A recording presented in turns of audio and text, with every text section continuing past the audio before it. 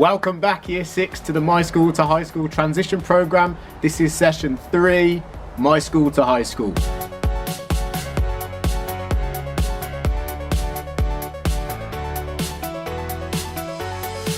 As you can tell, Stephen's had a haircut. I tried to fade. Fade is where you try and blend your hair into the top.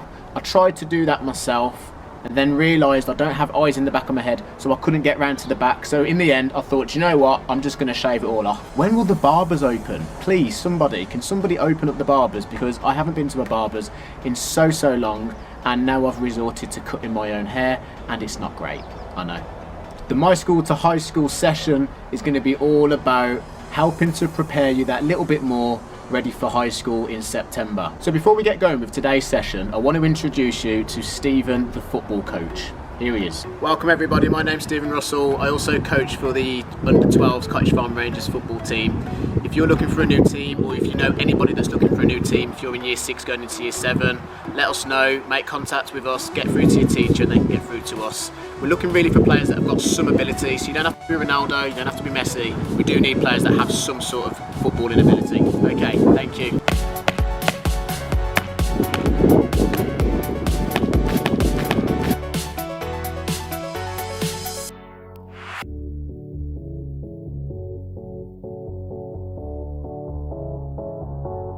So the My School to High School session today is all about remembering the journey of primary school, years 1 to 6, being prepared for your new high school, being there for your friends, and your biggest worry and your biggest hope for high school. So for the first part of today's session, we're going to be remembering our time in primary school, because it's important that we have some closure to our time in primary school. You've just spent the last 6-7 years in primary school, all the way from reception all the way up to now. And it's important that we remember that, so we can have some closure, because I'd imagine there's been a lot of fun times, there's been a lot of sad times, there's been a lot of ups, there's been a lot of downs. So you're going to create 6 boxes, 1 box for each year.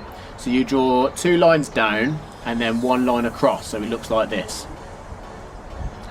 So 2 lines down, 1 line across. So you should have 1, 2, 3, 4, 5, 6 boxes.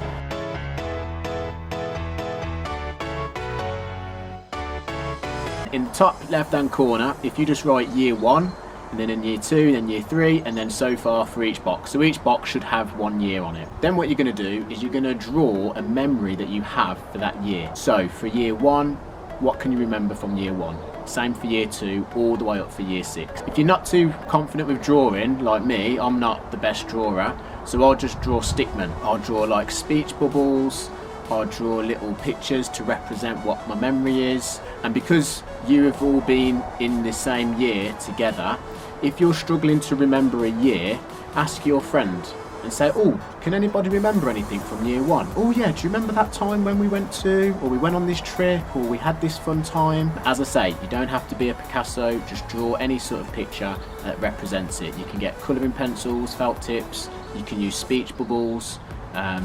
It can be absolutely anything. It might just be a picture of you walking to school. You have a memory of walking to school on a particular day for that particular year.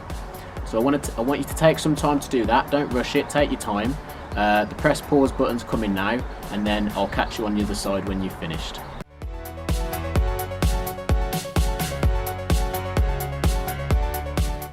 How did you get on? I'd like you to have a discussion with your group and share the memories. I want you to share the memories as a group, because then you'll have somebody in the class go, oh, I remember that from year 2. Oh, I forgot about that time. Because you'll all have your own individual memories, you see.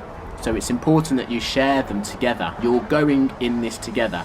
You've come all this way together so far, all the way up to year 6, and now you're going off to high school. Some of you are going off to different high schools, and that's fine, but what you all share in common is that you're all doing it together. This is a big step from year 6 to year 7, primary school to high school, and you're doing it together. So share the memories together.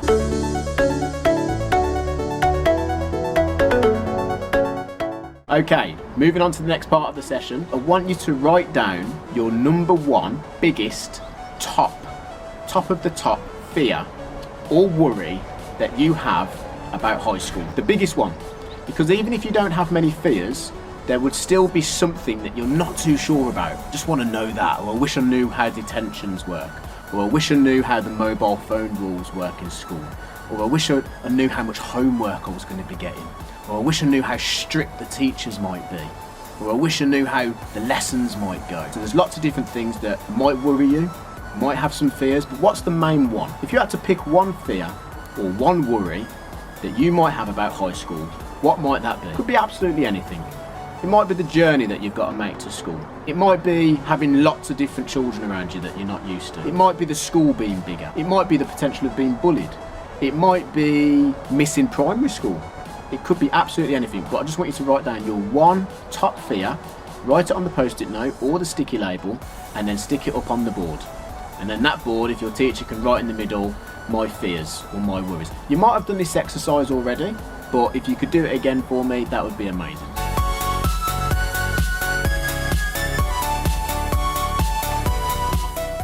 And now this time what we're going to do is we're going to do the opposite. What's the one thing that you are most excited about high school?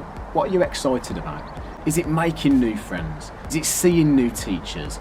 Is it being in a new building? Is it being in new classes with new lessons and new environments? Is it the school meals? Is it the size of the football pitch that's going to be at your new high school? It could be absolutely anything. Is it the walking? Is it the independence that you might now have? Is it the change of uniform? What is it about going to your new high school? So if you can write that down on a sticky label or on a post-it note and get it up on the board, that would be fantastic.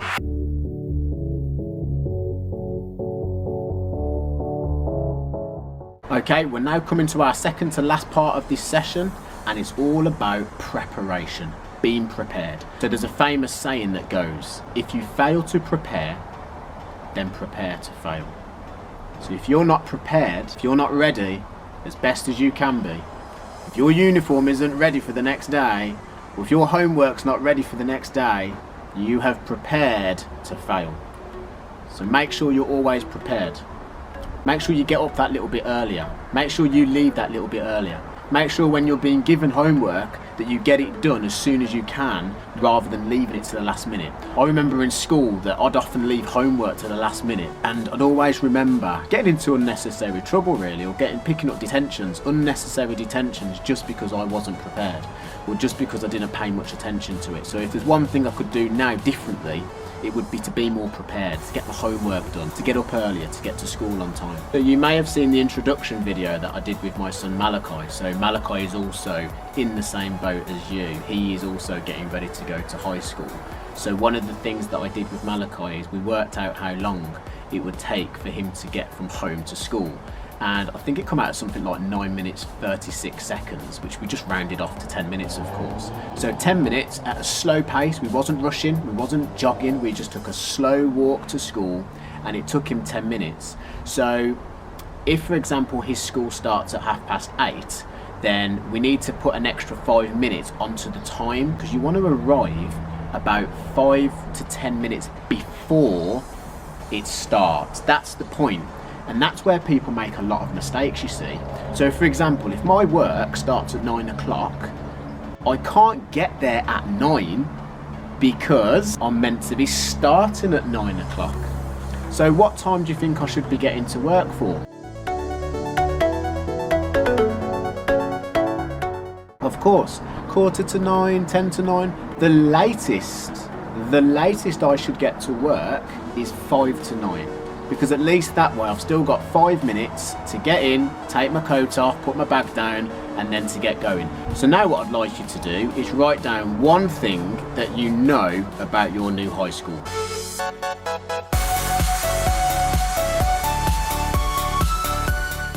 You know, things like, who is your head teacher? Do you know who the head teacher is going to be of your new high school? Do you know what the mobile phone policy is? That's a big one.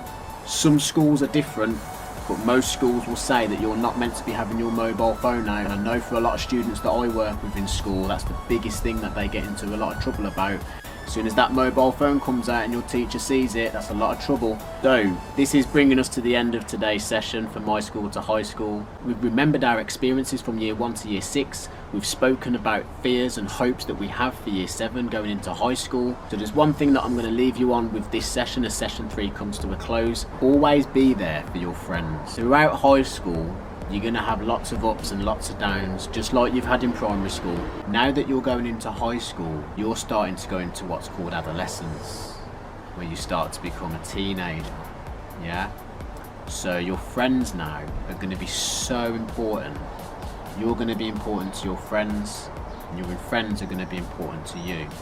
It's so important that you are there for your friends, and that you're not just talking, but you're listening to what they've got to say, and trying to understand why they're saying what they're saying. So I'm going to leave you with a short video, have a discussion about what you think about the video, and how the video might affect you as you're going into high school, either as you as the friend or as your friends to you. You can't tell how someone feels just by looking at them or what they share online. To the outside world, our lives may look perfect, even if in reality they aren't. I'm always worrying about doing well at school, and with the end of year test coming up, I'm not sure how much longer I can cope. My thoughts swarm around my head, sometimes keeping me up all night. Some days it's just all too much, and I feel like I'm lost in space. When I did badly on one of my tests, I just about kept it together until I got home. Then I broke down crying in front of my mum. She listened for a bit, and then she told me that, just like physical health, we all have mental health. It's our feelings, our thinking, our emotions, and our moods. She then said that feeling down, angry, and stressed is a normal part of life, just like it's normal to feel happy, confident, and carefree sometimes. We all have positive and negative emotions that come and go based on what's happening around us. These are everyday feelings. Good mental health means experiencing negative emotions. It's not always about being happy. Mum can relate to the feelings of stress. So when Mum suggested I take a break from everything and do something I enjoy, I actually took her advice. So I made myself a hot chocolate, snuggled up in a duvet and watched a film. And you know what? Afterwards I felt so much better. Mum should take her own advice. Most of us only ever share the good things. We don't like to share how we really feel. Every morning when I wake up, negative thoughts stream through my head. Getting out of bed and pretending I'm okay takes all the energy I have. As the day goes on, the negative thoughts turn from a stream into a river. The water rushes through my head so loudly it's hard to concentrate in lessons. And some days it's so bad it feels like a waterfall that's trying to pull me over the edge. Everything is so overwhelming. I didn't think my friends would understand if I told them how down I was feeling. But when Sasha opened up to me about how stressed she was feeling, I told her. I wasn't sure how to bring up how I'd been feeling, so I started by saying that I didn't feel like myself. Just her listening made me feel like she understood. She told me some things that had helped her, so I tried them too, but it didn't make much of a difference. Even when I tried to be around my friends, I felt alone. The things I used to enjoy weren't fun anymore. I was really worried about Andre and not sure what to do. He was quiet and wasn't hanging out with us like he used to. So I asked our head of year for some advice. He suggested I get Andre to speak to him since his negative feelings weren't going away. I didn't want to speak to our head of year, but I also didn't want to keep feeling so down, so I went. He said that sometimes we have overwhelming feelings that can be more intense than our everyday feelings. These feelings hang around for a long time and change the way we feel, think, and behave. They can stop us doing what we want to in life. That's what I was going through. He also said that if we're physically unwell, we let people know, we ask for help. It should be no different with mental health. Sometimes our overwhelming feelings are brought on because of things in our life. Sometimes they happen for no reason at all. After hearing this, I felt much less alone and it felt good to talk. Scientists have found exercise can help when you're feeling low, so our head of year encouraged me to sign up to the school football club, which Sasha was already in. I still have days when the river is there, but now I'm beginning to understand my mental health. I'm learning how to cope. Our head of year reminded me that my friends, family, teachers, and lots of others at school are there to help just as much as he is. I had no idea the people around me could be so understanding. And while it's not always easy to talk about my mental health, the person I'm talking to might be able to help. If you don't feel like talking, that's fine. You could try writing, sports, reading, art, music, playing with your pet, whatever makes you feel better.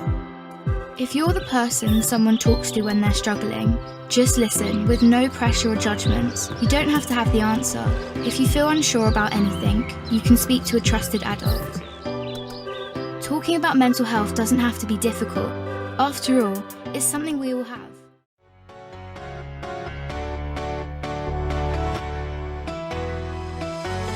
Okay, that brings us to the end of session 3. Don't forget question time. If you have any questions whatsoever, please ask your teacher, get them on the board so your teacher can get them to me. I'm open to all questions, no question's a silly question. I'll see you in session 4, ready to get going with the stress container. The stress container. Take care, guys.